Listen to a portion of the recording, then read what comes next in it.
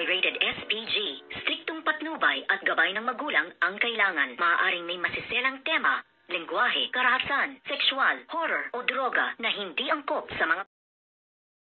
Good afternoon and welcome sa aking munting channel. Galit na galit ngayon ang Family Palma dito nga kay Francis dahil nga bigla silang iniwan nito nga si Venice na ang buong akala nga nila si Venice ang talagang asawa nito nga si Francis, ngunit walang kalam-alam ang mag-asawang Palma, lalong-lalo nga itong si Gob na ito palang Venice na nasa kanila ay nagpapanggap lamang dahil ito ay kamukhang-kamukha lamang ni Venice at hindi ito talaga tunay na artista at ito ay binayaran lamang ni Francis para nga magpanggap na kanyang asawa. At dito nga ay mas inuna nito ngang si Tata ang kanyang kapatid na nabangga nga ng sasakyan at nag-agaw buhay, kung kaya't iniwan niya nga ang lugar na kung saan ay nandoon nga sila na nagkaroon ng photoshoot. At dito ay nagkataon pang nalobat ang kanyang cellphone at nang bigla niya nga itong i-charge ay napakarami na palang mga mensahe calling ito ngang si Francis sa kanya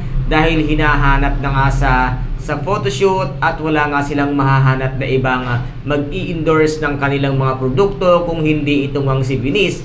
Ngunit ito ngang si Tata ay walang kalam-alam tungkol nga dito sa pag-i-endorse at sa pag-photoshoot dahil siya lamang ay isang hamak na tindera sa kanilang kantin kasama ang kanyang nanay. Ngunit pumayag nga siya sa alok na trabaho nitong si Francis dahil nga kailangan niya ng pera, kung kaya't napilitan siyang magpanggap bilang isang si Venice. Ngunit ngayon ay sinisisi na nga siya nitong si Francis sa kanyang kapabayaan na hindi naman niya sinasadya dahil nga nagkaroon ng aksidente sa kanilang pamilya at ang kanyang kapatid ay nag-agaw buhay. Syempre mas priority nito ngang si Tata ang kanyang sister na kinakailangan niyang puntahan at tulungan sa oras nga ng pangangailangan. Kaya guys, ito po ang ating pakaabangan sa mga susunod na episode at kapanapanabik na mga kaganapan dito nga sa May Ilongga Girl. Kung nagustuhan po ninyo ang aking videos for today,